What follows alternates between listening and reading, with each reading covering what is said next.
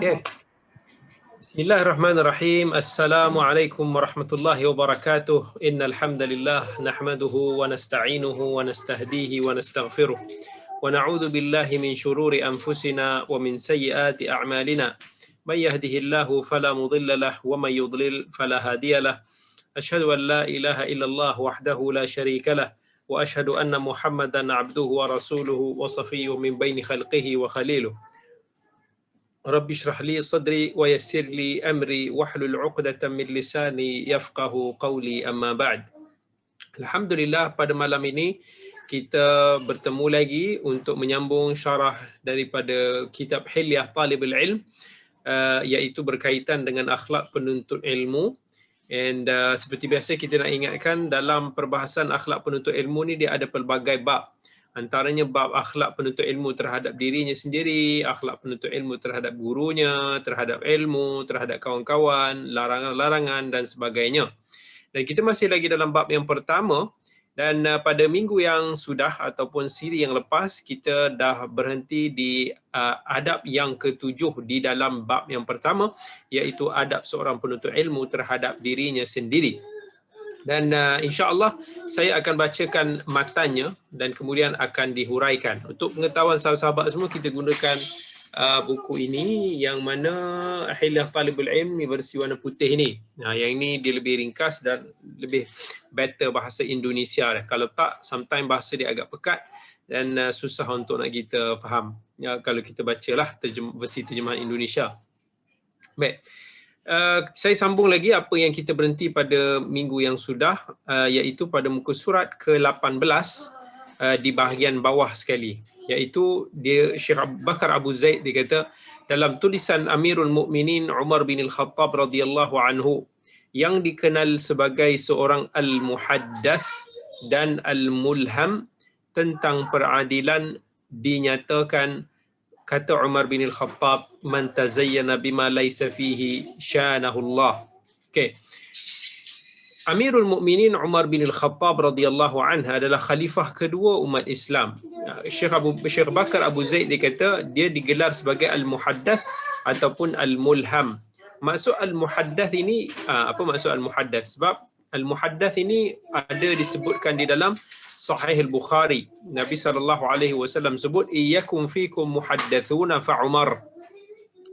Jika ada di kalangan kamu seorang yang muhaddath, maka dia adalah Umar. Maksud muhaddath ni adalah seorang yang mengatakan ataupun memberikan pandangan ataupun melakukan satu-satu perbuatan yang bertepatan dengan kebenaran ataupun yang hak, maka Nabi kata dia adalah Umar. Jadi kelebihan Umar bin Al-Khattab ini seperti yang dinyatakan oleh hadis ni kita boleh tengok dalam beberapa peristiwa. Iaitu kerana Umar bin Al-Khattab, Allah Azza wa Jalla telah turunkan beberapa firman di dalam Al-Quran yang menyokong pandangan daripada Umar bin Al-Khattab. Antaranya adalah ketika peristiwa Umar bin Al-Khattab mencadangkan kepada Nabi SAW supaya dilakukan salat sunat tawaf. Selepas daripada kita tawaf itu di antara makam Ibrahim, yang mana Allah kemudiannya telah turunkan ayat, iaitu Allah kata wattakhidhu mim maqami Ibrahim musalla. Kemudian ada lagi antaranya peristiwa-peristiwa yang Allah menyokong Sayyidina Umar bin Al-Khattab radhiyallahu anhu, iaitu ketika peristiwa peperangan Badar. Ketika peristiwa peperangan Badar, umat Islam dia dapat banyak daripada tawanan-tawanan perang, dan Nabi SAW seperti biasa akan meminta pandangan daripada dua sahabat besarnya, iaitu Abu Bakar dan Umar. Umar bin Al-Khattab dia kata kita pancung saja. Tetapi Abu Bakar radhiyallahu an dia kata kita akan lebih baik bagi kita untuk nak buat berunding, dan kita tengok sekiranya kita boleh dapat manfaat daripada tebusan-tebusan ni, kita akan buat. Either family dia bayar pampasan, tebusan, wang tebusan kepada kita, dan kita boleh manfaatkan wang tebusan tersebut, ataupun kita minta kepada tebusan-tebusan ni supaya mengajarkan kepada anak-anak di bumi Madinah ini untuk membaca. Jadi siapa yang boleh mengajar 10 anak-anak Madinah ni boleh baca, maka dia boleh dibebaskan. Nabi SAW tertarik dengan pandangan daripada Abu Bakar radhiyallahu anhu. Tetapi Allah telah menurunkan ayat yang menyokong pandangan Umar. Maka lin nabi ay yakuna lahu asra hatta yuthkhina fil ard. Allah melarang Nabi SAW dalam berperang ini untuk tergesa-gesa supaya mengambil harta ataupun ambil tawanan. Ada lagi beberapa peristiwa yang menunjukkan bahawa Allah Azza wa Jal menyokong pandangan Umar, antaranya tentang usul supaya diharamkan arak itu secara total. Tetapi ini tidak bermakna pandangan Umar itu yang paling utama dalam setiap keadaan. Boleh jadi pandangan Umar itu juga tak sekuat pandangan sahabatnya Abu Bakar radhiyallahu an. Seperti yang berlaku ataupun yang terjadi pada peristiwa peperangan Hudaibiyah. Peristiwa perang Hudaibiyah, bukan perang Hudaibiyah, perjanjian Hudaibiyah yang berlaku pada tahun ke-6 Hijrah. Ketika itu, kalau kita ingat apa yang berlaku, Nabi SAW terpaksa sign agreement ataupun perjanjian supaya perjanjian yang seolah-olah memihak kepada orang Quraisy. Antara kandungan perjanjian memihak kepada orang Quraisy adalah sekiranya ada daripada kalangan orang Makkah yang lari ke Madinah, dikena dikembalikan semula ke Makkah. Tetapi kalau seorang Madinah tu dia balik, dia lari ke Makkah, maka dia tak perlu dikembalikan ke Madinah. Dan antaranya lain lagi, umat Islam tak boleh melaksanakan haji pada tahun tersebut. Maka Nabi SAW umrah, maksud saya umrah pada tahun tersebut. Jadi ketika itu Umar bin Al-Khattab dia sangat marah kerana dia merasakan perjanjian itu tidak adil ataupun berat sebelah. Jadi Umar bertemu dengan Abu Bakar radhiyallahu an, marah. Bila marah tu Abu Bakar ni cuma kata, kalau itulah keputusan yang telah buat oleh Nabi kita sallallahu alaihi wasallam, aku bersama dengan baginda. Abu Bakar ni as-siddiq yang sentiasa membenarkan ucapan dan tindakan Nabi sallallahu alaihi wasallam. Tetapi Umar masih lagi tidak puas hati. Umar pergi berjumpa dengan Nabi sallallahu alaihi wasallam, dan hakikatnya ketika itu pandangan Umar tidak berada di alam kebenaran. Walaupun dia marah, tetapi Allah telah menurunkan wahyu kepada Nabi sallallahu alaihi wasallam yang ada hikmah dan tersembunyi daripada perjanjian Hudaibiyah yang dilihat sebagai berat sebelah itu. Kemudian antara lagi pandangan Abu Bakar yang mengatasi pandangan Umar bin Al-Khattab radhiyallahu an, iaitu antaranya ketika peristiwa kewafatan Nabi sallallahu alaihi wasallam. Ketika Nabi sallallahu alaihi wasallam, para sahabat berada dalam keadaan yang sangat sedih. Even Umar bin Al-Khattab dia tak boleh nak percaya, tak rasa macam tak percaya Nabi sallallahu alaihi wasallam ini wafat. Sampai dia jerit, dia kata, dia marah pada orang ramai, dia kata, sesiapa yang berani mengatakan bahawa Muhammad itu telah mati, maka aku akan tibai dia, aku akan tibas dia, aku akan pancung kepala dia. Maksudnya Umar ketika itu tidak mampu menerima hakikat kewafatan Rasulullah sallallahu alaihi wasallam. Tetapi sampailah datangnya Abu Bakar As-Siddiq radhiyallahu an yang mengucapkan kata-kata yang menenangkan Umar bin Al-Khattab. Kata Abu Bakar radhiyallahu an, barang siapa yang beriman dengan Muhammad maka dia telah wafat. Sesiapa yang beriman kepada Allah maka Allah itu hidup dan tidak akan mati. Kemudian Abu Bakar membacakan sepotong ayat, وَمَا مُحَمَّدٌ إِلَّا رَسُولٌ قَدْ خَلَتْ مِنْ قَبْلِهِ الرُّسُلُ أَفَإِنْ مَاتَ أَوْ قُتِلَ انقَلَبْتُمْ عَلَى أَعْقَابِكُمْ وَمَا يَنقَلِبْ عَلَى عَقِبَيْهِ فَلَا يَضُرَّ اللَّهَ شَيْئًا. Muhammad itu kata Allah Azza wa Jal tidaklah lain adalah seorang rasul seperti mana para rasul yang telah berlalu. Maksudnya dia juga akan mati dan berlalu seperti para rasul yang terdahulu. Kalau dia mati ataupun dia terbunuh, maka Allah nak tengok sesiapa yang berpaling daripada kalangan kamu. Lepas Abu Bakar baca ayat tu, Umar dia kata seolah-olah macam dia dah terlupa tentang ayat tu sebab dia terlampau sedih dengan pemergian Nabi sallallahu alaihi wasallam.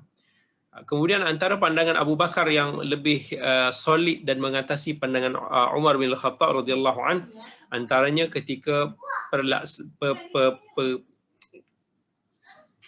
penghantaran tentera Usamah bin Zaid. Usamah ni dia adalah anak kepada Zaid bin Harithah. Zaid bin Harithah merupakan anak angkat Nabi sallallahu alaihi wasallam. Ketika akhir hayat Nabi sebelum Nabi sallallahu alaihi wasallam wafat, Nabi mengutuskan Usamah sebagai panglima tentera Islam yang diutuskan untuk nak berhadapan dengan kedatangan kemarahan daripada tentera Rom. Tetapi baru sahaja Usamah keluar, tiba-tiba Nabi SAW wafat. Jadi dia pun patah balik. So bila dia patah balik, bila Abu Bakar radhiyallahu anhu dah jadi khalifah, maka Abu Bakar pun dia nak cuba untuk nak menghantar tentera Usamah. Walaupun para sahabat ketika itu macam tak berapa bersetuju, sebab Usamah ini sangat-sangat muda, sedangkan mereka memiliki panglima-panglima yang lebih berpengalaman. Tapi Abu Bakar tetap juga menghantar. Antaranya lagi adalah peristiwa ketika memerangi golongan yang enggan membayar zakat. Ketika itu Umar bin Al-Khattab dia membantah Abu Bakar yang cuba untuk nak memerangi secara senjata kepada orang-orang Islam yang tak mau bayar zakat selepas kewafatan Nabi SAW. Umar kata, adakah kita nak memerangi mereka yang mengucapkan la ilaha illallah Muhammadur Rasulullah? Tetapi Abu Bakar dengan tegasnya dia mengatakan, lepas dia marah Umar, dia kata, kau masa jahiliah lu kau brutal, tapi masa Islam ni kau dah lemah ke? So apa nama? Kata, minta maaf, saya minta anak-anak saya senyap sikit ya.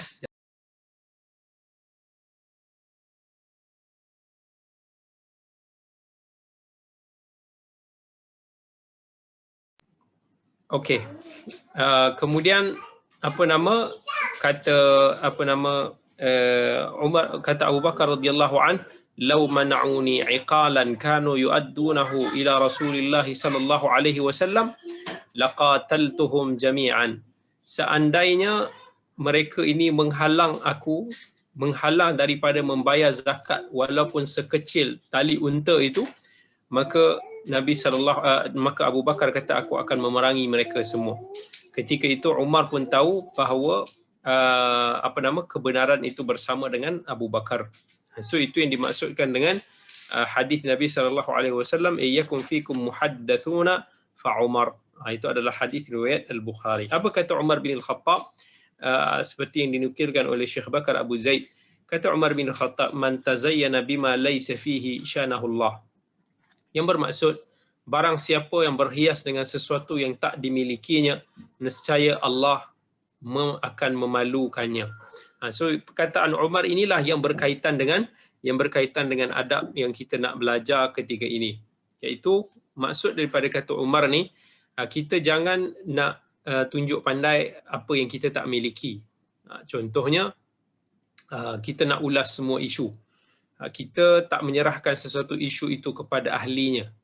Kita contohnya dalam bab penjarakan salat, orang ada yang condemn, ada yang menghentam mufti, menghentam fatwa-fatwa ulama daripada seluruh dunia, mengecam dan sebagainya. Dan pelbagai isu lagi, isu politik pun kita nak ulas semua macam kita dah tahu, macam kita tahu serba-serbi. So maksudnya adalah kita jangan nak tunjuk pandai apa yang kita tak miliki. Kalau kata isu-isu pasal perubatan, biarkan ahli perubatan yang bersuara. Berkaitan dengan hukum hakam, biarkan mufti-mufti, para ulama berautoriti yang bersuara. Janganlah kita pula yang nak tunjuk pandai. Kata Nabi SAW, man tashabba'a bima lam yu'ta kalabisi thawbai zur. Sesiapa yang cuba untuk nak mengenyangkan diri dengan sesuatu yang tidak diberikan kepadanya, maka seolah-olah dia telah memakai pakaian yang palsu, pakaian yang tipu. Jadi kita jangan claim sesuatu yang bukan milik kita. Jangan claim sesuatu yang bukan bidang kita ataupun bukan kemahiran kita. Kita kena belajar untuk nak mengatakan tidak tahu, ataupun kita belajar untuk nak biarkan mereka yang lebih berautoriti itu untuk nak menjawab. Tak semua perkara kita nak jawab. Tak semua perkara yang penting ataupun kritikal di dalam agama ni kita cuba ulas.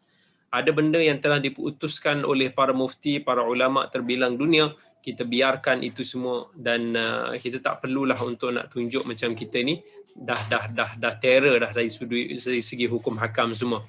Ingat Abdurrahman bin Abi Layla, seorang tabi'in. Dia pernah bertemu, dia kata aku pernah bertemu dengan 120 sahabat Nabi SAW.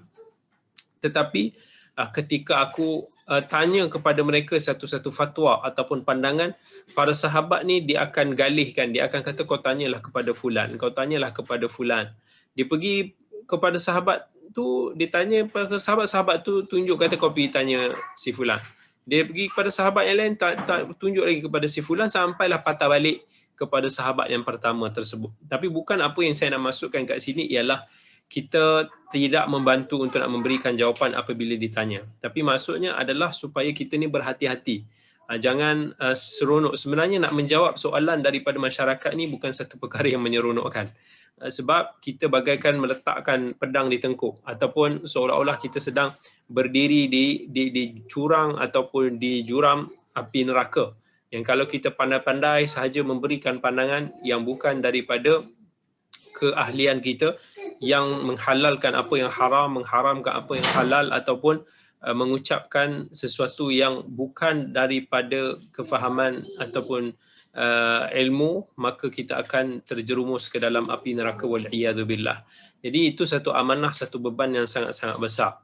Bukan bererti kita tidak boleh menjawab, kita bantulah sekadar apa yang mampu, benda-benda yang basic-basic apa yang kita tahu daripada sudut ilmu tu kita bagi tahu. Tetapi dalam isu-isu yang kritikal, isu-isu yang membabitkan persisihan yang besar yang boleh meretakkan saf umat Islam, perkara-perkara sebegini kita biarkan yang arif untuk nak menjawab. Ataupun kalau kita nak menjawab sekalipun, kita kena cukup berhati-hati dan cermat supaya kita tidak terjerumus ke dalam perkara-perkara yang bukan ataupun yang tidak dipuji akibatnya. Kata Sufyan Ats-Tsauri, yakrahuna al-jawab wal-futya. Para ulama, para salaf dulu ni dia tak suka untuk nak memberikan fatwa ataupun nak memberikan jawapan. Jadi dalam banyak perkara sebenarnya kita kena belajar untuk mengatakan saya tak tahu. Macam kata Asy-Sya'bi radhiyallahu an, la adri nisful ilm. Menjawab aku tak tahu itu sahaja separuh daripada ilmu. Tak ada apa yang nak dimalukan. Hari ini penuntut ilmu ni sampaikan walaupun baru belajar sedikit sahaja tapi dah seolah-olah dia adalah mufti. Even berani untuk nak menyanggahi mufti ataupun mereka-mereka yang lebih berkepakaran. Kita tengok kalau dalam bidang lain pun, kalau even dalam bidang perubatan umpamanya, mereka yang sedang belajar dalam bidang medik yang masih dalam praktikal, mereka sendiri akan ikut apa yang dikatakan oleh pakar-pakar. Mereka tidak cuba untuk nak membantah ataupun nak tunjuk pandai kepada pakar-pakar yang jauh lebih berpengalaman di dalam bidang berkaitan. Tetapi dalam bidang agama ni kita akan rasakan pelik dan aneh sebab kita tengok pelajar-pelajar yang baru belajar setahun, baru belajar 2 tahun, tetapi cepat sungguh mereka ni untuk menyanggah para ulama, cepat sungguh untuk mereka ini untuk nak membantah para mufti dan sebagainya, seolah-olah mereka ada ijtihad ataupun fatwa mereka itu sendiri. So ini satu perkara yang kita kena elakkan dalam agama, sebab terlampau banyak orang-orang macam ni, maka porak-perandalah agama kan. Kalau kita nak iktibar semua itu sebagai khilaf, maka itulah yang akan memporak-perandakan masyarakat dan juga agama. Sebab itu dalam usul fiqh dia ada pelbagai kaedah, contohnya keputusan hakim itu ataupun keputusan mufti itu, institusi yang berautoriti dalam agama itu mengangkat khilaf. Hukmul hakim yarfa'ul khilaf. Jangan kita rasa macam kita ada opinion, kita menyanggahi pihak berautoriti yang bertanggungjawab terhadap agama dan keamanan dalam negara kita. Baik. So itu apa yang dimaksudkan dengan perbahasan ini. Kemudian kita pergi kepada adab yang ke-8 di dalam bab yang pertama ini, iaitu kata Syekh Abu Bakar Abu Zaid, berhiaslah dengan kesopanan. Saya bacakan dulu teks dia sebelum saya huraikan. Kata Syekh Bakar bin Zaid rahimahullah, berhias dengan kesopanan serta semua sifat, ucapan dan tindakan yang mampu menghantar kepadanya, iaitu akhlak mulia, wajah yang berseri, tindakan menyebarkan salam, sikap lapang terhadap orang lain, sikap menghargai diri sendiri tanpa kesombongan, sikap memuliakan diri sendiri tanpa keangkuhan, semangat tanpa fanatik, kesantunan membela kebenaran tanpa kesombongan jahiliyah. Oleh sebab tu, kata Syekh Bakar, jauhilah sifat, ucapan ataupun tindakan yang merosakkan kesopanan, iaitu semua perbuatan hina dan sifat buruk seperti ujub, riak, sombong, angkuh, merendahkan orang lain dan mendatangi tempat-tempat yang mengundang kecurigaan. Okey. Kata maksud yang dimaksudkan oleh Syekh Bakar Abu Zaid rahmatullahi alaih di dalam bab ini iaitu kita perlu menghiasi diri kita dengan akhlak dan adab dalam sebagai penuntut ilmu. Yang ini sangat dikesali sebab banyak daripada orang-orang yang belajar agama, yang semangat dalam nak belajar agama, kita boleh tengok ramai daripada mereka yang kekurangan akhlak di dalam bab ini. Mereka menjaga sunnah-sunnah dalam amalan, tetapi dari segi sunnah akhlak itu mereka tinggalkan. Mudah untuk nak menjatuhkan hukuman kepada orang lain, mudah nak bersangka buruk, hasad dengki kepada orang lain. Dan itu kita boleh lihat. Dan dia tidak hanya hinggap kepada para penuntut ilmu, tetapi kepada even para ilmuwan itu sendiri. Ini sangat-sangat dikesali dan kita perlu kita kena cuba nak ubah. Kita jangan jadi orang yang hanya tengok sunnah ini daripada sudut amalan sahaja. Kita tengok dari segi sunnah, bid'ah dan sebagainya. Tetapi kita kena melihat sunnah Nabi SAW juga adalah daripada sudut akhlak. Dan ini perlu sebagai orang yang belajar, sebagai orang yang menuntut ilmu. Daripada yang muda sehingga yang tua perlu kena ada sifat-sifat kesopanan ataupun akhlak ini. Apa itu akhlak yang mulia? Kata Abdullah bin Mubarak, akhlak itu adalah basyashatul wajh, iaitu kita kata muka yang disenangi. Muka yang disenangi ni bukan bererti muka yang handsome, muka yang cantik, tapi muka yang disenangi ni muka yang kita kata tak backing lah ataupun tak cengeng. Kadang orang tu dia boleh tengok muka seseorang tu, dia ni macam sombong ni. Bila cara dia pandang, cara dia kedip mata, cara dia duk, adalah orang, even kita boleh nampak sometimes orang yang dia punya reaksi dia. So kita kena orang yang akhlak mulia ni, first kali reaksi muka dia perlulah satu reaksi yang menyenangkan. Kemudian kata Abdullah Mubarak, wa badlul ma'ruf. Badlul ma'ruf ni adalah akhlak yang mulia, iaitu dia selalu membuat kebaikan, berkongsi kebaikan kepada orang lain. Kaful adha yang ketiga. Yang ketiga ni kaful adha, iaitu kita tidak menyakiti orang lain. Kita berhenti daripada menyakiti orang lain. So itu akhlak yang mulia. Akhlak yang mulia ni bukan hanya buat baik, tetapi kita pada masa yang sama kita tak menyakiti orang lain. Yang keempat, ini susah sikit, iaitu ihtimalul adha. Ihtimalul adha ni kita mampu untuk nak handle, kawal diri kita ketika mana kita disakiti. So kalau kita tengok apa yang disebutkan Mubarak ni daripada level 1 to level 4. Level 1 ni basyashatul wajh, muka yang ceria, yang disenangi ramai. Yang ini mungkin semua orang boleh buat, ramai orang boleh buat kan. Especially kita orang Melayu ni. Bila kita jumpa depan-depan orang, kita akan senyum, okey, tak ada masalah semua. Tapi bila belakang-belakang kita mula kutuk lah, kita mula maki hamun lah, kita mengumpat dan sebagainya. Itu biasa kita ni kan. So basyashatul wajh, biasa orang buat. Badlul ma'ruf, nak buat baik ni saya rasa ramai orang buat baik. Even kalau kita tengok orang tu tak berpegang dengan agama sangat pun, mereka ini boleh buat baik. Sama ada dia rajin bersedekah ataupun dia tolong orang sana dan sini, tetapi itu tidak bermakna dia adalah seorang yang telah menepati kesemua arahan Allah, sebab mungkin dia akan dilihat pada sudut ibadah dan sebagainya.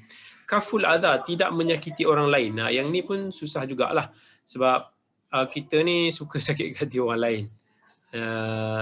Tapi yang lebih susah daripada tu sebenarnya adalah bila orang sakiti kita. Kalau orang tu tak kacau kita, mungkin kita tak kacau orang tu. Itu biasa kita buat.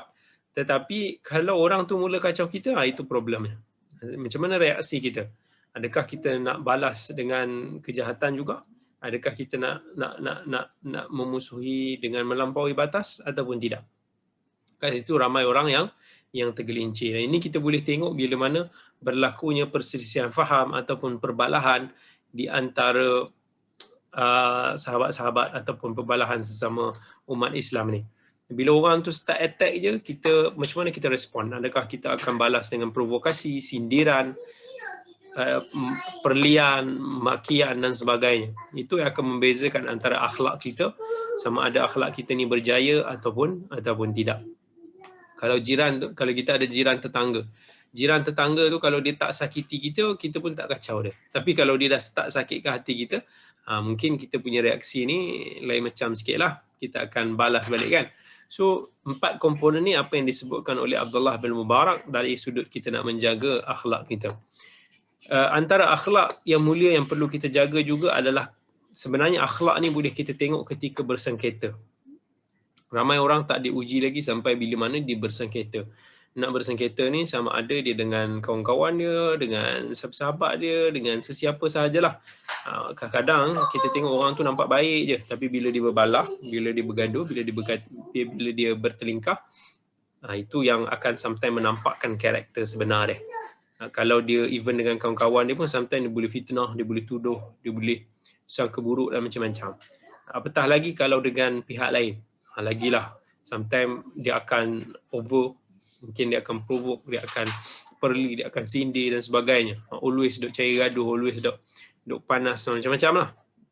So akhlak ni diuji ketika mana kita berselisih dengan seseorang itu. Ingat, tapi kita kena renung. Dan ini apa yang saya selalu pegang lah. Antara saya selalu pegang ni, selagi mana seorang itu bergelar seorang Muslim, maka kita jangan semudah-mudah itu untuk nak menjauhi dia atau kita nak bermusuhan dengan dia. Apatah lagi dengan sahabat-sahabat, saudara-saudara semanhaj dengan kita. Kita jangan kerana kesalahan dia yang mungkin beberapa persen je, berbanding kebaikan dia yang sangat-sangat banyak, kita nak tinggalkan dia. Kita ambil manhaj boycott, manhaj menjauhi daripada manhaj untuk menasihat, membimbing dan menarik. Itu satu, saya tengok satu kekurangan di dalam sahabat-sahabat sunnah kita ni lah. Contohnya Nabi SAW dulu pernah boykot Ka'ab bin Malik. Ka'ab bin Malik dan 2 sahabat lainnya pernah kira kata tak join peperangan Tabuk sampai Nabi marah. Akhirnya mereka ini diboykot selama 50 hari sampai mereka bertaubat. Dan kita pula mudah-mudah untuk nak interpret ataupun nak implement hadis ini kepada situasi kita sekarang, sampai kita ni mana-mana kawan kita buat salah, kita mudah untuk nak boykot ataupun kita jauhi. Dan kita kena renung, kita kena fikir, kita tengok daripada pelbagai situasi. Kan, mungkin orang ni dia punya kefahaman dia salah. Mungkin orang ni dia masih lagi confused. Mungkin kawan ni siapa kedudukannya. So perlu kita pertimbangkan, tak boleh semua orang yang salah ni kita jauhi. Even kita tengok Nabi SAW, Abu Talib, pakcik dia yang kafir itu, walaupun dia tidak beriman kepada Nabi SAW, tapi Nabi tidak pernah menjauhi dia. Sebab Nabi tidak pernah maki hamun dia. Nabi tidak pernah memalukan pakciknya Abu Talib. Sebab apa? Sebab jasa Abu Talib ini satu jasa yang besar terhadap agama. Kedudukan Abu Talib di sisi Nabi SAW, kebaikan yang telah ditunjukkan oleh Abu Talib terhadap Nabi SAW, perjuangannya, membuatkan itu semua termasuk dalam pertimbangan Nabi kita SAW. Tak boleh hanya kerana 1, 2, 3 kesalahan yang dilakukan kita pun terus buang dia. Tapi kita selalu kena ingat, kita kena, sekarang ni adalah zaman untuk nak kita membimbing, zaman untuk nak kita menarik orang untuk nak faham, bukan zaman untuk nak kita jauhkan orang, bukan zaman untuk nak kita berperang. Hari ini adalah zaman untuk nak, dari sudut peperangan tu, peperangan psikologi, peperangan hujah ilmiah, peperangan daripada sudut akhlak. So ini antara apa yang perlu kita lakukan, tapi sangat kurang perkara-perkara ini wujud dalam sahabat-sahabat sunnah kita lah. Ini apa yang saya sendiri perhatikan. Ramai daripada kita lebih suka untuk nak bermusuhan, ramai daripada kita suka untuk nak bersangka buruk, ramai daripada kita lebih suka untuk nak timbulkan polemik daripada mencari titik pertemuan, mencari ruang untuk nak berdakwah, ruang untuk nak berbaik dan sebagainya. Mungkin dalam 10%, 5% kita bersengketa ataupun tidak bersependapat. Tetapi dalam 90% lagi kita bersama di dalam banyak kebaikan. Tidak bolehkah kita bersama dalam perkara tersebut? Kita bersama dalam perkara tersebut. Okey. Jadi semua kena jelaslah ambil tengok kata Imam Asy-Syafi'i rahmatullahi alaih. Ketika dia bertidak sependapat dengan Yunus bin Abdul A'la As-Sadafi yang lebih muda daripada dia. Kata Al-Imam Syafi'i rahmatullahi alaih, bila Yunus ni marah balik, tak mau bercakap dengan dia, dia datang berjumpa dengan Yunus dan dia kata, ama istaqimu an nakuna ikhwanan wa illam nattafiq fil masalah.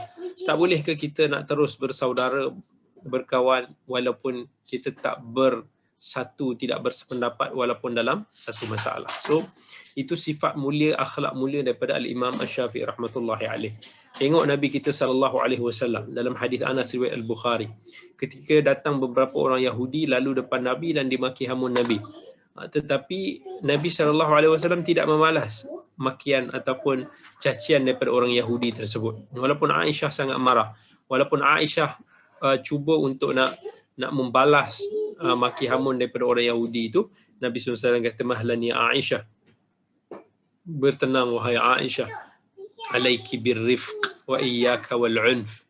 Janganlah kamu kasar, tapi selalulah berlaku lembut. So itu antara daripada akhlak yang mulia. So antara akhlak mulia yang perlu dipakai pakaiannya oleh talibul ilm, iaitu para penuntut ilmu, jangan kita ada sifat tinggi diri ataupun sifat kita kata package sombong. Yang mana dalam package sombong ni dia ada beberapa bahagian.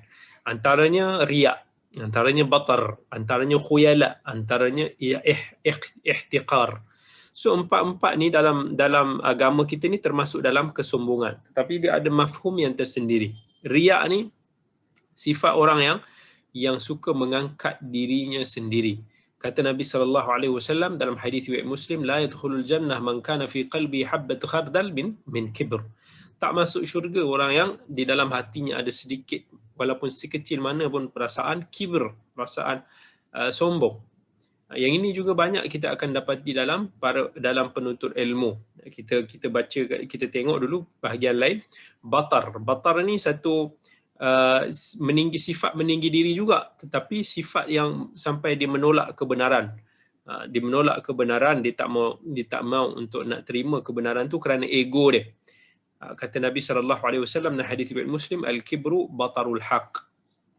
Al-kibru batarul haq. Perasaan ego ni dia boleh menutup kebenaran, menghalang daripada kebenaran. Khuyala ni adalah angkuh.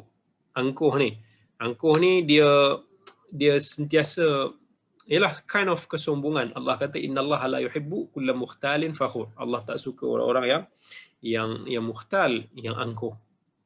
Kemudian ihtiqar. Ihtiqar ni sejenis bentuk kesombongan bila mana kita suka merendahkan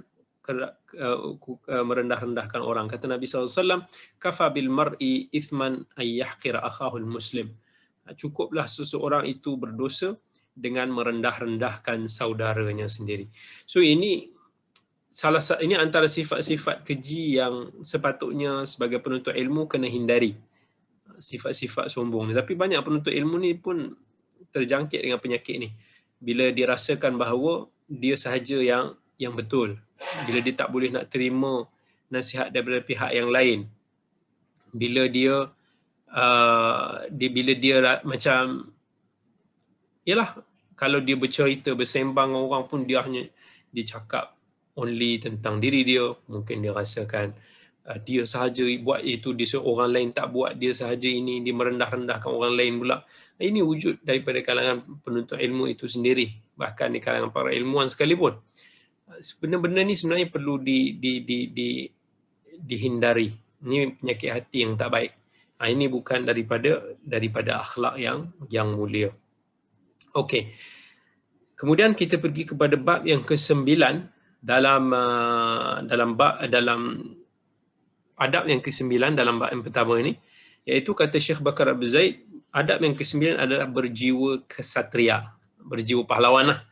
Kata Syekh Bakar Abu Zaid, milikilah sifat kesatria seperti berani, teguh, berpegang kepada kebenaran, akhlak mulia dan sedia berkorban di jalan kebajikan sehingga semua orang tidak akan berharap untuk mengalahkanmu. Oleh kerana itu, berhati-hatilah terhadap sifat-sifat yang bertentangan dengannya, seperti lemah hati, kurang sabar dan akhlak buruk. Kerana semua itu akan menghancurkan ilmu, menghalangi lidah dari berbicara tentang kebenaran dan menyebabkannya menyerah kepada kekuasaan musuh. Sementara pada saat bersamaan, ia membakar wajah hamba-hamba Allah yang saleh dengan semburan angin yang panas. Okey, kata Syekh Bakar Abu Zaid dalam perbahasan ni adalah dia nak para penuntut ilmu ni kena kuat, kena kental jiwa dia. Jangan lembik, jangan mudah mengalah, sebab jalan nak menuntut ilmu ni jalan yang mencabar. Dia adalah jihad. Kalau kita lembik, kita tak boleh nak konsisten, kita mudah patah hati, mudah give up dan sebagainya, itu bukan cara penuntut ilmu. Tapi kalau kita tengok hari ni ramai daripada para penuntut ilmu yang lemah, hatinya lemah, semangat dia lemah, jiwa dia lemah. Saya ingat masa dulu ada seorang sahabat saya ni lah, sahabat baik ni, di masa kami belajar di Madinah. Dia ni nak pergi belajar Quran. Masa nak belajar Quran ni, nak belajar qiraat daripada seorang syekh yang hebat lah dekat Madinah ni. Dia nak ambil sanad lah 10 qiraat ni. Bukan mudah dia nak ambil itu, sebab syekh tu dia tidak terima sebarang murid. Tak seperti pada kita sekarang ni. Cuba kita bayangkan kalau guru kita tu tak nak ngajar kita, kita mesti akan sangka buruk pada dia. Mungkin kita akan marah pada guru itu. Tapi itu yang terjadi. Sebahagian guru ni memang very very strict. Antara syekh ni, sebabkan dia power. So dia tak nak pelajar yang ambil mudah, sebab dia rasa akan merugikan masa dia. Jadi masa mula-mula sahabat saya ni, dia nak, sekarang ni dah Dr. Arif nama dia, kawan saya daripada kecil dulu sampai ke Madinah. Jadi bila dia nak belajar dengan syekh ni, dia pergi kat masjid syekh tu. Syekh tu dia akan mengajar daripada asar sampai before maghrib sikit. Jadi dia pergi selepas asar tu dekat masjid yang syekh tu mengajar. Dia cakap lah dia nak jadi murid syekh tu. Tapi syekh tu tak layan. tak layan langsung. Kan cuba kalau bayangkan kita ni mungkin akan give up, kita akan patah balik, kita akan marah, benda lah aku nak belajar pun dia tak nak kan. Mungkin macam tu. Tapi dia tak putus asa lah, sebab ada kawan dia dalam grup syekh tu bagi tahu kat dia, sabar, kalau kamu betul-betul nak belajar dengan syekh ni, kamu datang hari-hari, jangan lambat, datang every day. Tunggu syekh ni, duduk je, tak perlu baca pun, syekh tu tak akan layan kamu. Nanti maybe lepas 2-3 minggu ataupun dekat sebulan, kalau kamu konsisten datang, syekh tu dia nampak you have the package, you have the passion, barulah syekh tu akan terima kamu sebagai murid. So dia pun okey lah bila dia tahu yang ada harapan. So hari-hari dia datang, ditunggu je dia datang, sampailah dah lama lah, mungkin dekat sebulan macam tu, syekh tu pun panggil dia, ta'al. So baru syekh tu tanya dia, siapa, kamu nak apa, barulah syekh tu terima untuk nak dia jadi murid dia. Sebab kalau dia tak uji macam tu, mungkin ramai daripada student-student kita, especially daripada Malaysia ni, sebenarnya lemah semangat. Saya cakap ni reality. Bila dulu saya belajar dekat Madinah, dekat Riyadh, tak ramai pelajar-pelajar kita yang memang berjiwa kental. Akan ada, tapi mungkin 1-2 orang je dalam satu batch. Kalau pergi majlis ilmu, daurah dekat mana-mana, daurah ni macam satu seminar ataupun majlis ilmu bersiri kan, dibuat di masjid-masjid ni semua. Mula-mula tu nampaklah ada beberapa pelajar Malaysia datang. Lepas 2 minggu dah makin kurang. Lepas 3 minggu hilang lagi 1-2. Lepas tu dah tak berwakil lagi pelajar Malaysia. Itu biasalah kita selalu tengok watak-watak pelajar Malaysia kat sana. So pelajar Malaysia ni banyak dia tidak mempunyai himmah, tidak mempunyai passion yang tinggi dalam nak menuntut ilmu, mudah give up, tak boleh nak tahan dengan ujian. Kalau guru kita tu garang sikit pun kita akan rasa macam stres, kita dah tak nak datang, susah sikit, jauh sikit ke apa, kita tak kuat nak datang. Dan realitinya saya tengok lebih ramai orang tua yang kuat daripada orang muda kalau kita belajar ni. Yalah, orang-orang muda ni banyak belajar, kalau pergi pun belajar kat universiti lah. Itu terpaksa lah kena pergi kan, kalau tak tak dapat sijil pula. Tapi kalau kata betul-betul majlis-majlis ilmu ni yang di luar, kita akan tengok sebenarnya orang tua lebih ramai dan orang tua yang lebih kuat. Subhanallah. Kadang saya amazed, saya fikirkan Masya Allah, walaupun Allah tarik nikmat dan sebahagian nikmat yang ada pada orang-orang warga-warga emas kita, veteran-veteran kita kurang sihat sebagainya, tetapi mereka ini istiqamah, gigih datang, gigih untuk nak mewujudkan majlis-majlis ilmu, dan menyumbang kudrat mereka dan sebagainya. Berbanding dengan anak-anak muda, jarang kita tengok anak-anak muda ni kan, not even in the masjid ataupun di majlis-majlis ilmu yang public, yang terbuka, itu yalah, kita boleh tengok passion tu kurang. Sedangkan nak menuntut ilmu ni sangat susah. Dia adalah satu jihad. Allah sebut dalam Al-Quran, فَلَوْلَا نَفَرَ مِنْ كُلِّ فِرْقَةٍ مِّنْهُمْ طَائِفَةٌ لِيَتَفَقَّهُوا فِي الدِّينِ وَلِيُنذِرُوا قَوْمَهُمْ إِذَا رَجَعُوا إِلَيْهِمْ لَعَلَّهُمْ يَحْذَرُونَ. Allah sebutkan tentang ayat menuntut ilmu ni di tengah-tengah surah Taubah. Sebelum dan selepas dia bercerita tentang jihad sebagai satu isyarat bahawa menuntut ilmu ni juga adalah umpama jihad yang akan menuntut kesabaran, menahan emosi, korban wang ringgit dan sebagainya. Sama ada kita survive, berjaya, ataupun kita mati, terkorban. So itulah yang kita tengok dalam cabaran dalam menuntut ilmu. Syaitan pasti akan sentiasa untuk nak gagalkan. Sebab tu kata Ibn Shihab Az-Zuhri, seorang ulama hadis yang meninggal pada tahun 124 Hijrah, katanya al-hadithu dzakarun yuhibbu dhukur min ar-rijal wa yakrahu muannithuhum. Ilmu hadis ini adalah satu ilmu yang gagah. Dia kata ilmu lelaki lah. Lelaki ni maksudnya nak kata gagah, tapi tidak bererti perempuan tak gagah kan, tapi itu hanya satu bahasa kiasan.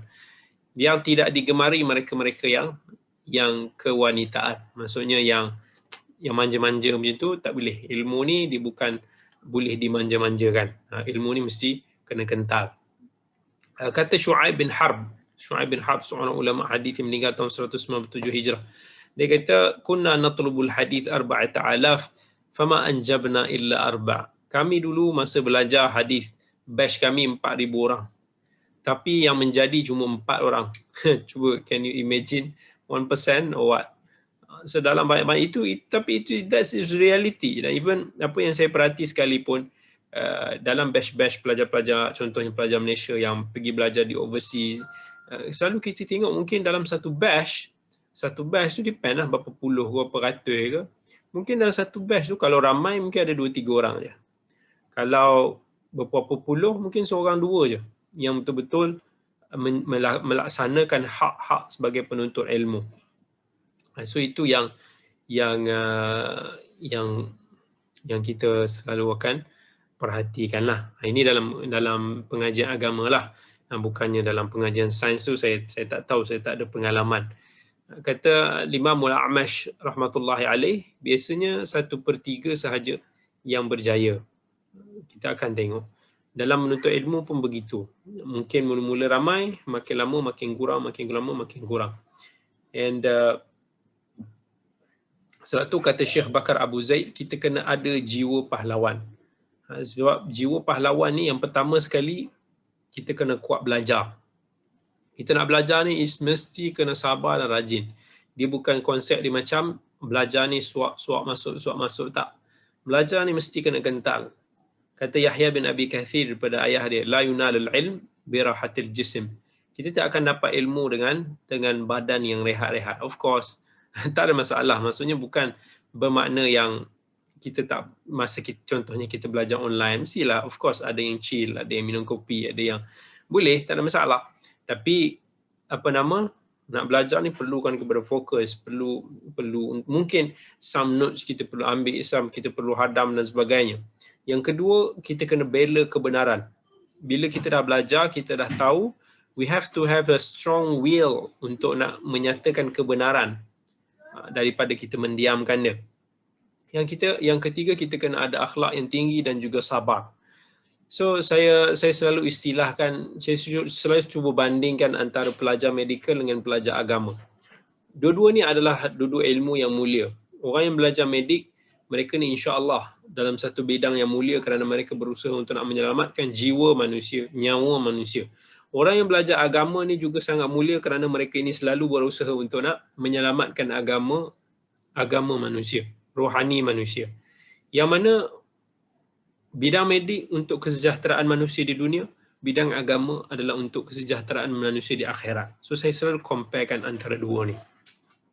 Dan saya selalu dapati pelajar-pelajar yang belajar dalam bidang perubatan, bidang medik ni, subhanallah, sangat-sangat rajin, sangat-sangat fokus. Kita akan tengok even daripada peringkat mereka diterima untuk nak belajar perubatan di universiti sekalipun, kita akan mendapati bahawa mereka yang dapat mungkin the very excellence, yang paling excellent di sekolah-sekolah tu, itulah yang akan dipilih untuk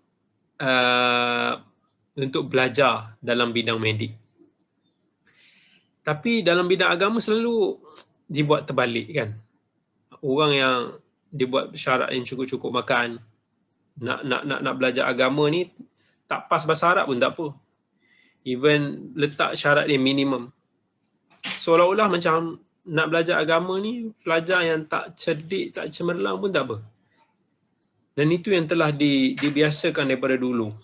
Kan, di anak-anak kita ni yang mana teruk-teruk akhlak dia sometimes, yang dah tak ada harapan tu semua kita campakkan ke sekolah-sekolah tahfiz. So satu mentaliti, satu kefahaman yang salah. Kita nak biarlah anak-anak kita yang cerdik tu, yang itulah yang pergi belajar agama. Sebab bila dia orang yang cerdik ni belajar agama, insya-Allah dia mesti jadi someone, dia boleh jadi ilmuwan, jadi tokoh pemikir, boleh jadi someone yang very beneficial to ummah dan juga agama. Tapi kalau kita hantar yang macam jadi tak jadi ni nak pergi belajar agama, so itu yang kita dapati kadang-kadang masalah dalam agama ni bila watak-watak macam ni yang banyak. Saya mungkin agak strict lah dalam bab ni. Walaupun saya tahu mungkin ada yang tak setuju. Ada yang kata, tak apalah ustaz, biarlah ramai yang belajar agama. Kan bagus ramai belajar agama. Saya tak menolak benda-benda macam tu. Cuma satu pandangan daripada saya, sepatutnya kita kena menjadikan juga pengajar agama ni satu, kena ada, dia ada juga some exclusivity lah. Maksudnya kena ada syarat yang tinggi, bukan mudah-mudah. Dulu orang pandang rendah kepada graduan Azhar. Sebab apa? Sebab dulu orang yang nak pergi Azhar ni siapa-siapa je boleh pergi. Pelajar-pelajar kita semua yang ditaja semua pergi borong pergi sana. Tapi bila dekat sana, realitinya dengan kehadiran yang tak ada dekat Universiti Azhar, ialah dia ada alasan sendiri. Universiti Azhar ni dia tak mau kehilangan tradisi menuntut ilmu yang diformalitikan. Dia nak bukalah. Tapi benda-benda macam ni kena ada semangat lah. Dia tak boleh orang yang nak ambil kesempatan. Pelajar Malaysia yang pergi ke sana, subhanallah, rata-rata kalau kita tanya-tanya lah kawan-kawan kita, tak ada siapa yang akan menolak benda ni kan. Dia boleh ponteng kelas berapa banyak kali, sampai nak exam pun tak pernah tahu kat mana kelas dia pun ada. Malas jadinya kan, nak pergi ke kelas jauh. And kena pergi sejam naik bas. Lemah semangat. Pelajar Malaysia tak ada jiwa pahlawan tu. Cannot. Nak bersabar sikit kesusahan yang hidup kat sana, tak boleh. Akibatnya, mereka pun ponteng kelas, pergi hanya join-join usrah je, kelas-kelas tak mau ikut. Akhirnya duduk. Fail, ulang. Tapi bila balik, dia bangga. Berapa lama belajar dulu dekat Mesir? 10 tahun bang. Masya Allah, saya 10 tahun belajar dekat Azhar dulu. Padahal 10 tahun tu pasal duk fail belaka. Ni bukan semua, tapi ramai lah macam tu. Ini yang jadi masalah. Bila balik pun tak fasih-fasih lagi cakap bahasa Arab. Sebab duduk sana, duduk dekat blok bangunan Melayu. Siap ada Persatuan Kelantannya, Persatuan Selangornya, bangunan belah Johornya dan sebagainya. Semua duk berpuak-puak sesama sendiri. Mula tak nak bercampur dengan masyarakat. Balik tak boleh nak bercakap bahasa Arab sangat. Sikit-sikit cuba tunjuk boleh cakap pasar tu sebab dia selalu pergi pasar, pergi kedai ke, boleh lah. Tapi nak bercakap secara fasih, nak bercakap bahasa-bahasa kitab ni, sikit yang boleh. Sebab itulah sampai satu masa syarat untuk nak pergi Azhar ni diperketatkan, walaupun dulu orang Malaysia tentang. Bagus, sebenarnya saya sokong. Dia kata kena ada macam Arabic placement test dulu. Saya suka sebenarnya bila diketatkan syarat-syarat untuk orang nak belajar agama ni, supaya biar pelajar berkualiti sahaja yang belajar. Dan biar orang-orang yang mencari rujukan masyarakat ni orang-orang yang berkualiti. Of course, saya faham. Maksudnya kita nak mengisi keperluan masyarakat di peringkat-peringkat kampung, di luar-luar sana yang mungkin memerlukan ramai daripada ustaz-ustaz ni semua. Tapi at the same time, kita kena balance kan. Kita kena ada balance kat situ juga supaya tidak dipermudah-mudahkan. Sebab bila kita longgarkan, itu macam-macam orang akan ambil kesempatan ataupun ruang dekat situ. Kalau orang yang nak belajar medik pun boleh kena ketat, melahirkan graduan-graduan medik yang cemerlang dan sebagainya. Agama pun kena ada dia punya solusi dekat situ.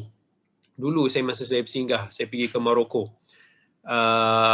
Visit lah skul-skul, tempat-tempat universiti kat sana. Subhanallah, ketat untuk rakyat dia, siapa yang nak masuk bidang pengajian agama wajib kena hafal 30 juzuk. 30 juzuk kena hafal Quran. Kalau dibuat syarat tu dekat Malaysia, memang tak ada siapa lah belajar kan agama ni.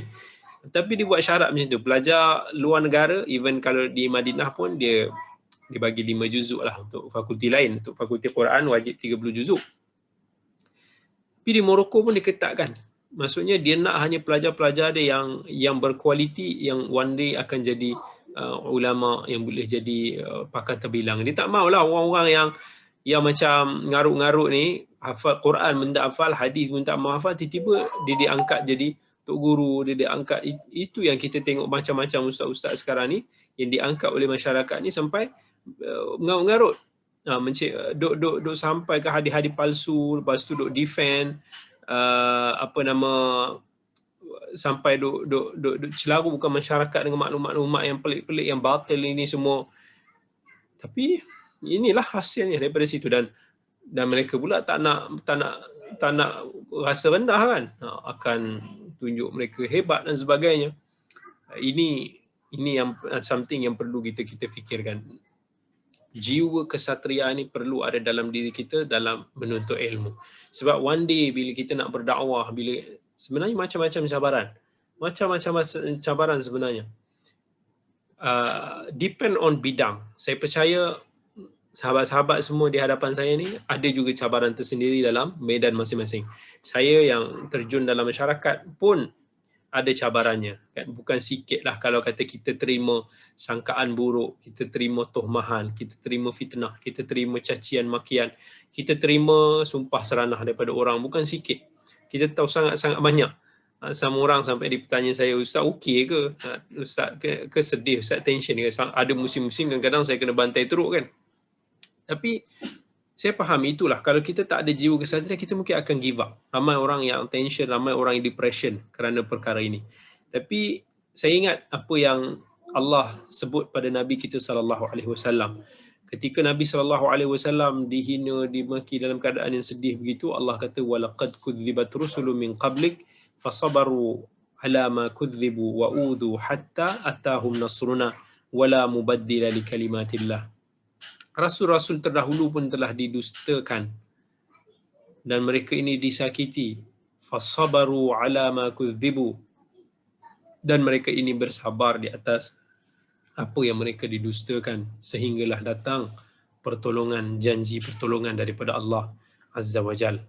Itu Nabi SAW pun bila disakiti, dia kata laqad udhiya Musa bi akthar min hadha fasabar. Nabi Musa pun disakiti lebih daripada ini, tetapi dia bersabar. Tapi kita nak dapat jiwa yang kuat ini dalam kita menuntut ilmu, mestilah datang daripada masa kita menuntut ilmu. Kalau masa menuntut ilmu kita tak boleh nak bersabar, hujan sikit pun kita dah rasa macam lemah semacam, how can kita nak menuntut ilmu? Abu Hatim Ar-Razi masa di zaman dia menuntut ilmu dulu. Abu Hatim ni seorang ulama hadis yang besar, meninggal tahun 277 Hijrah. Dalam fasa pertama dia menuntut ilmu dalam 6 tahun. Dia berulang-alik daripada bumi Mesirnya, dia ke Bahrain, Palestin, dia pergi ke Iraq, dia pergi ke Turki, dia pergi ke Syria, ulang-alik ni semua. Dia kata 6,000 lebih kurang 6,000 kilometer dia berjalan kaki. Kiraan zaman dulu 1,000 farsakh. 1,000 farsakh. Bayangkan kiraan sekarang ni lebih kurang 6,000 kilometer, dia kata dia berjalan kaki, lepas tu dia dah tak kira dah. Kita ni dengan ada keretanya, ada motornya pun rasa lemau kan. Masya Allah. Zaman sekarang ni lagi lah, alhamdulillah, lepas daripada musim-musim PKP ni kita mula familiar dengan online ni semua. Benda di depan mata je ni, benda di depan mata banyak macam-macam di ujung jari, tapi kita pun tetap merasakan lemah kan. Kita tak strong untuk nak menuntut ilmu. So itu antara passion yang perlu kita untuk nak ni kan. Kemudian cuba bayangkan para ulama dulu, dia ini antara kisah yang saya sendiri selalu terkesan lah. Ibnu Abil Mutawakkil, dia masa dia belajar dengan anak kepada Abu Daud, Sunan Abi Daud pengarang dia tu, dia kata hampir 30 tahun aku belajar dengan dia, hampir 30 tahun aku kempunan tak dapat nak makan sejenis makanan yang mana harisah, sejenis makanan yang dijual dekat Arab cuma waktu pagi. Macam kita ni mungkin nasi lemak ke apa, tapi sekarang ni pun nasi lemak dah sampai malam jual kan. Benda-benda pagi lah, nasi dagang ke, nasi kerabu macam tu kan. Dia kata hampir 30 tahun aku kempunan tak dapat makan sebab every single day aku duk hadir ke kelas daripada subuh, dan bila dah habis kelas pagi tu dah tak ada dah makanan tu. Dia tak cheat langsung pun. Maksud daripada segi keazaman tu, dia tak pernah ponteng, dia tak pernah miss the class untuk nak penuhi kehendak perut dia ataupun kehendak nafsu dia. Tetapi dia utamakan ilmu. Can we imagine if we are in that place? Dan apa yang akan berlaku? Adakah kita mesti akan ponteng? Alamak, dah setahun aku ikut kelas, takkanlah sehari aku tak boleh nak lewat. Sehari aku tak boleh nak ponteng sikit. Subhanallah, itu keazaman. Tapi because of that keazaman, kisah-kisah inspire, saya inspirasi daripada kisah-kisah macam itulah saya cuba jugalah. Masa saya belajar dulu, Alhamdulillah, saya almost tak pernah ponteng ataupun miss the class. Melainkan saya ingat bila berapa kali yang saya tak hadir ke kelas, itu pun sebab saya sakit. Saya jarang demam, tapi bila saya sakit, saya demam tu teruk. Biasa sekali demam tu memang teruk. Sampai kena bawa dengan ambulans semua kan. Tapi jarang kena. Itu masa macam tu ada dalam 2-3 kali sepanjang 5 tahun saya dekat sana. Kemudian saya ingat 2 kali saya ponteng. Itu pun dengan minta izin daripada Syekh sebab saya nak pergi tengok hukuman qisas. Saya nak tengok hukuman pancung kepala kat sana. Saya kata, Syekh, saya dah lama teringin dah. Dah 4 tahun saya duduk dekat Madinah ni, saya dah lama teringin nak tengok. Ni peluang dia, minta izin bagi saya pergi untuk nak tengok pancung kepala tu. Alhamdulillah, Syekh izinkan. Dia senyum je. Saya ingat bila saya ponteng, sangat jarang. Sebab tu saya selalu kadang-kadang saya cabar kepada pelajar-pelajar saya. Saya kata, nanti dekat akhir kelas kita, siapa-siapa yang boleh kira balik berapa banyak dia lambat, berapa banyak dia tak hadir. Itu semua sebenarnya menuntut jiwa kesatria, menuntut keazaman yang tinggi. Untuk kita terus ataupun kita give up. Syaitan dia akan selalu bisik-bisik kepada kita untuk nak gagalkan kita. Dia dah bagi kita nak peluang nak belajar, kita datang belajar, tapi dia akan bisik supaya nanti kita give up, kita putus asa semua daripada belajar. So hold on, still strong, insya-Allah. Dan di sebalik banyak kemudahan-kemudahan yang Allah berikan kepada kita pada hari ini, kita cuba untuk nak maksimumkan apa yang kita mampu untuk nak mencari ilmu.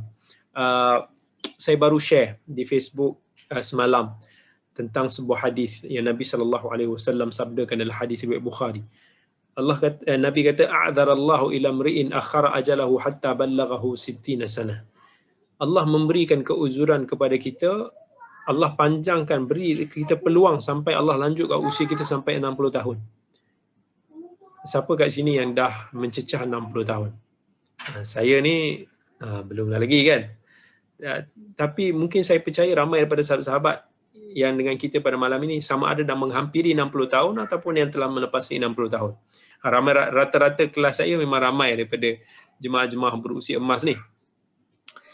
Allah bagi kita peluang tu, dan Nabi SAW dah sebut begitu. Sebab Allah seolah-olah memberi isyarat kepada orang yang dipanjangkan usianya lebih 60 tahun. Sedangkan dalam hadis Ibn Umar disebut bahawa a'maru ummati ma baina 60 ila 70. Umur hamba aku ni, umur umat aku ni, Nabi kata antara 60 hingga 70 je. So siapa yang dah sampai 60 tu sebenarnya Allah dah bagi dia long enough, masa yang mencukupi. Allah kemudian siapa yang dah sampai 60 tahun bila dia meninggal, Allah dah tak bagi no more excuse. Nabi kata tu, Allah tak bagi excuse lagi pada kita. Kalau kita nak jawab, ya Allah, panjangkanlah usia aku sikit, panjangkanlah umur aku sikit. Dulu aku tak sempat nak menuntut ilmu, ya Allah. Allahu Akbar, tambahlah sikit umur aku. Masa tu dah tak boleh lah. Sebab seolah-olah Allah nak kata, 60 tahun pun masih tak cukup lagi ke? 60 tahun kamu tak boleh berubah lagi. Kamu tak boleh mencari jalan hidayah. Kamu tak boleh mencari ilmu. Kamu tak boleh nak tambah ilmu yang boleh tambahkan ilmu dan amalan dan taqwa, amalan dan iman. 60 tahun masih tak cukup lagi. Kamu hidup dekat dunia ni, kamu buat apa sebenarnya? So alhamdulillah bagi mereka-mereka yang kehidupannya sentiasa dipenuhi dengan kebaikan, yang mana Allah telah panjangkan usia mereka dipenuhi dengan amal yang saleh. Kata Nabi SAW, khairun nasi man tala umruhu wa hasuna amaluhu. Sebaik-baik manusia adalah mereka yang panjang usianya dan yang baik pula amalannya. Alhamdulillah. Ni pun ada sahabat kita daripada live IG kata insya-Allah 5 tahun lagi sampai ke usia 60 tahun. Insya-Allah, moga-moga Allah berkati usia puan, panjangkan usia puan, insya-Allah penuh dalam ketaatan. Insya-Allah saya doakan. Okey, kita tengok kepada soalan-soalan yang insya-Allah ada di live IG, di Zoom. Ada tanya, Ustaz, Assalamualaikum, bolehkah kami belajar agama dengan ustaz-ustaz instan yang dapat nama daripada rancangan TV, contoh macam Cetus Ummah, Dai, Imam Muda, atau lebih baik mencari ustaz yang lebih mendalami lagi tentang agama Islam, contoh yang graduate Azhar, contohnya untuk nak menuntut ilmu. Okey, ini ada saya sentuh dalam kelas Talbisu Iblis pada dalam 2-3 minggu yang lepas. Sebenarnya ada juga sebahagian daripada kita yang strict daripada sudut pemberian gelaran kepada ustaz. Sebab ustaz ni dalam bahasa Arab, di bahasa Arab, di tempat-tempat negara Arab, ustaz ni maksud dia profesor. Maksudnya kita bagi satu gelaran kepada someone yang pakar dalam sesuatu bidang. Tapi di Malaysia urufnya semua orang yang nampak macam beragama ni semua dipanggil ustaz. Siapa yang ada janggut dipanggil ustaz. Siapa yang pakai serban dipanggil ustaz. But this is amanah yang besar. Ingat tak apa tadi Nabi SAW kata, man tashabba'a bima lam yu'ta kalabisi thawbai zur. Siapa yang cuba kenyangkan diri dia dengan sesuatu yang tidak diberikan, maka dia seolah-olah memakai baju yang palsu. Ramai orang yang belajar agama daripada ramai orang yang belajar agama ni, dia suka nak menonjolkan diri dia sebagai ulama. Ramai orang begitulah. Walaupun benda itu bukanlah satu kesalahan, tapi at the same time dia juga merupakan satu fitnah dan ujian. Sebab bila kita nak orang melihat kita sebagai seorang ulama, apa yang kita nak sebenarnya? Adakah kita nak kita ni jadi rujukan masyarakat, kita nak orang puji kita, ataupun sebagainya. Saya dulu pun orang suka kondem-kondem kan. Kau ni belajar agama, belajar hadis, belajar tinggi-tinggi hadis tapi kopiah pun tak pakai. Orang pun kadang kutuk saya macam tu juga. Tapi saya tak heran. Sebab apa? First kali saya belajar ni bukan untuk nak tunjukkan diri ni sebagai saya ni ulama ataupun sebagainya. Saya tak nak orang melihat saya ni sebagai ulama. Bagi saya, cara saya berpakaian, cara saya berpenampilan ni, semua adalah cara biasa orang Malaysia kita. Bukanlah satu benda yang kurang ataupun yang melangkaui adab dan sebagainya. Saya normal. Sebagai manusia masyarakat awam, saya suka menjadi orang awam sebenarnya. Saya bukan orang yang nak mengejar-ngejar, nak dijadikan orang, nak tunjuk dia sebagai rujukan masyarakat. Dan Allah Allah yang telah mentakdirkan hidup saya sebegini. Kalau tidak, ini bukanlah satu kehidupan yang saya cari. Dan dulu saya selalu mengelakkan populariti, saya tak mau. Saya even dulu pun, lepas saya balik daripada Riyadh, 3 tahun tu, masa tu tak ada orang kenal saya lagi. Nak mengajar, orang ajak mengajar pun saya tak pergi. Siapa yang jemput saya mengajar semua, saya tak nak terima. Sebab saya masih rasakan saya ni jahil, saya masih rasakan saya ni banyak kekurangan yang mana saya nak baiki diri saya dulu. Saya nak atasi kejahilan diri saya dulu. Saya bukannya nak beria-ria untuk nak terjun ke dalam masyarakat. Tapi subhanallah, Allah takdirkan satu jalan hidup yang saya dah tak boleh patah balik. Dan apa yang Allah berikan kepada saya ni, bukan something yang saya suka ataupun something yang saya mencari-cari ke arah itu. Dan kalau apa yang ditanya tadi, nak belajar daripada ustaz-ustaz yang dikatakan instant ni semua, sebenarnya program-program TV ni dia suka mencari rating. Dia ada dia punya syarat-syarat dan rating ni lah, saya tahulah sebab saya pun selalu masuk TV kan. Tapi program-program macam Da'i, program macam Pencetus Ummah, saya tak generalkan lah. Tapi kebiasaannya mereka ini lebih kepada untuk nak mencari rating juga. So daripada situ dia ada dia punya orang-orang yang ditengok kriteria dia boleh pergi, boleh jadi juara ataupun tidak. Dan bukanlah ilmu itu menjadi prioriti dalam program reality macam ni. Orang tu tak akan boleh jadi pandai dengan mengikuti program reality macam ni. Mereka lebih mementingkan daripada aspek persembahan. Sebab tu bila mereka ni dah macam penyampai drama teater juga. Sebab bila nak ceramah, nak baca Quran, nak baca hadis, semua nak bunyi lagu lah, apalah semua. Duk cakap-cakap, wahai Tuhan, tuan-tuan. Dengan penuh kesedihan semua. Dia dah macam teater pula kan. So dia lebih basically kepada persembahan sebenarnya. So nak kata boleh ataupun tidak, sebenarnya kita manfaatkanlah apa yang baik tu. Kita manfaatkan apa yang baik.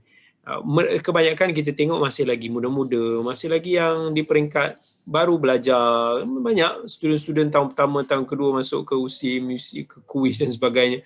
Mereka ini masih jauh lagi perjalanan untuk mereka pelajari. Cuma ujian mereka ni bila cepat meraih populariti, lalu menjadi rujukan masyarakat, dan akhirnya mungkin akan menyebabkan mereka memilih untuk nak meninggalkan jalan menuntut ilmu. Saya nasihatkan kepada adik-adik semua yang mana belajar agama, muda-muda lagi yang 20 tahun, kalau ada yang masih ada dekat sini ni, fokus kepada menuntut ilmu dulu. Jauhkan daripada mencari populariti dan sebagainya. Bila kita dah terjun ke dalam populariti itu, kita dah tak boleh nak patah balik. Kita akan kekurangan masa untuk nak bergelumang bersama dengan ilmu. Sedangkan tujuan kita sebenarnya kita nak menuntut ilmu. That's why some ulama dulu dia tidak menggalakkan untuk kita tergesa-gesa terjun dalam bidang dakwah ataupun pengajaran ini sampailah kita dah sampai kepada certain age yang matang, yang mencukupi. Tapi bukanlah kita nak hukum in general, tetapi itu sebagai satu panduan umum, insya-Allah. Kita nak kata boleh belajar ataupun tak boleh belajar tu, kita belajar daripada semua orang lah yang baik-baik tu. Tapi dari sudut untuk nak kita menerima bulat-bulat apa yang diperkatakan tu, kita kena hati-hatilah. Kena hati-hati. Ambil faedah tu boleh. Tapi nak belajar tu biarlah daripada someone yang memang ada credibility ilmunya, yang boleh, yang ada background yang diiktiraf, yang bukannya lahir terjun. Kalau dia lahir daripada program reality tu tapi dia adalah ilmuwan, okeylah. Tapi kalau dia lahir daripada program reality tu tapi dia tak ada background knowledge agama yang kukuh, belajar pun tidak tinggi, tak diketahui dia seorang penuntut ilmu yang rajin, well, I cannot say anything. Ya. Okey, ada yang kata Ustaz, daripada live IG, umur sesuai untuk mula berdakwah berapa Ustaz? Saya umur 29 baru mengaji semula, doakan saya. Wallahu ta'ala alam. Some ulama seperti Imam Nawawi dan lain-lain, mereka sebelum ini mereka ni lebih menggalakkan untuk kita keluar pada usia 40 tahun. Bukanlah ada apa-apa pada umur 40 tahun ni, tapi biasanya bagi lelaki umur 40 tahun ni dia lebih matang. Dia lebih tenang, dia tak baran, dia gitu. Tapi bukanlah mesti tak. Al-Imam Syafi'i rahmatullahi alaihi umur 18 tahun pun telah dilantik ataupun telah diiktiraf sebagai mufti. Para ulama dulu pada usia yang lebih awal lagi pun ada. Kunci dia adalah sebenarnya kelengkapan kita. Cukup tak? Hari ni kita baru belajar setahun dua, kita dah rasa macam kita dah belajar 10 tahun. Tapi kita spend time, jangan tergesa-gesa dulu untuk nak mengajar itu semua. Saya selalu pegang atasi kejahilan diri kita dulu. Bila kejahilan kita dapat diatasi, insya-Allah orang di sekeliling kita pun akan dapat manfaat. Jangan letak aim untuk nak mengajar orang tu sebagai main target kita dulu. Kita nak belajar untuk diri kita sendiri dulu. Kita nak selamatkan diri. Kata macam kita naik kapal terbang kan. Apa kata kapten ataupun yang duk cakap pramugara tu? Dia kata, sekiranya corong oksigen anda turun, maka pasangkan corong itu di muka anda dulu sebelum anda pasangkan pada orang lain. Begitulah juga ilmu. Kita kena selamatkan diri kita dulu. Kalau tak, how kita nak selamatkan orang lain kalau kita sendiri problema. So tak ada waktu yang tertentu. It's very subjective to person. Saya ingat dulu sebab apa saya dulu tak mau keluar tak nak terjun ni, sebab saya rasa macam saya nak belajar dulu kan. Saya nak belajar fokus. Saya suka belajar. Even kalau saya mengajar pun sebenarnya saya nak belajar dalam mengajar. So until I die, I will always learn and keep learning. Saya tak pernah merasakan diri saya lebih daripada orang lain, dan insya-Allah. Dan ada yang bertanya, Ustaz, soalan saya, apakah biasa seorang murid dimarahi oleh ustaznya di zaman ulama dulu kerana menjaga keteguhan agama? Biasa. Saya ceritakan satu kisah A'mash. A'mash ni dia ada sikap. Kita kena faham dan kita kena respect. Some guru kita ada karakter dia. A'mash ni, dia ni tak nampak mata dia. Tapi dia punya PL dia tak suka ada murid-murid dia yang duduk sebaris dengan, maksudnya duduk dekat sebelah dia, kiri kanan tak suka. Siapa nak duduk belah depan. Jangan duduk tepi-tepi dia atau melangkaui dia punya line ni. So, ada orang tak tahu, dia datang daripada luar, dia duduk dekat sebelah tepi A'mash. A'mash tak nampak. So A'mash ni konon-konon dia nak rebel pada orang yang duduk sebelah dia. Dia mata dia kan tak nampak. Dia pun macam pui, dia ludah sebelah dia. Dia sengaja buat tu. Bukanlah kita kata fikir, ya Allah, apa hal lah orang yang mengajar hadis ni perangai dia macam tu. Tak, itu karakter dia jenis kasar macam tu kan. Mungkin orang pada zaman tu, keadaan tu dia biasa. Dia nak bagi isyarat kepada orang tu jangan duduk kat sebelah dia. Tapi dia tak nak bagi tahu. Patutkan kita bagi tahu, yalah, kalau tak suka tu kan jangan duduk sebelah ni, duduk depan. Tapi itu karakter dia. So biasanya nak marah tu biasa. Itulah orang kata zaman dulu kita ni, guru kita ni bila marah kita, itulah yang kita menjadi. Hari ni bila guru pun tak boleh nak didik anak murid, hari ni anak-anak murid pun dah jadi macam apa je kan. Jadi kurang beradab. Jadi marah tu perkara biasa. Itu salah satu daripada cabaran kita dalam menuntut ilmu, atau adalah kita bersabar dengan memang karakter guru kita, insya-Allah. Jadi alhamdulillah, setakat itu sahaja dulu pada malam ini, dan insya-Allah kita akan bertemu lagi pada minggu hadapan, I'm not sure, sebab saya kena pergi ke Perlis, ada mesyuarat fatwa. Jadi insya-Allah kita update semula. Terima kasih banyak saya ucapkan kepada semua. Aqulu qawli hadha wa astaghfirullahal azim li wa lakum. Wassalamualaikum warahmatullahi wabarakatuh. Terima kasih semua.